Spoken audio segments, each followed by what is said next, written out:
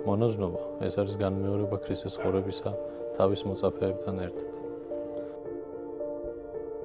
მონაზვნები მიუხედავად იმისა, რომ ერთად ცხოვრობენ მონასტერში და მრავალი ერის ადამიანი ახვევია თავს, უწევთ ყოფნა ადამიანებთან, ურთიერთობა აქვთ. ასე რომ ვთქვათ, მონაზვნები მაინც არ არიან მარტო. მაგრამ მონაზონი მარტო არის თავის გულში და იქ მხოლოდ და მხოლოდ ქრისტე ყავს.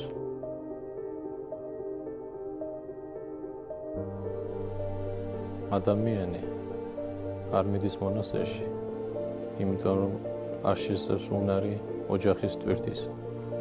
ან წარუმატებლები იყვნენ ცხოვრებაში, ან რაიმე სხვა.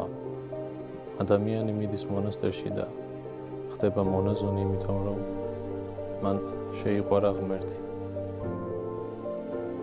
რასაკვირველია, ერის ადამიანებსაც უყვართ უფალი, რომლებმაც ქორწინება აირჩიეს და უფალთან მისასვლელ გზაზე მათ მეუღლები ჰყავთ შემწედ.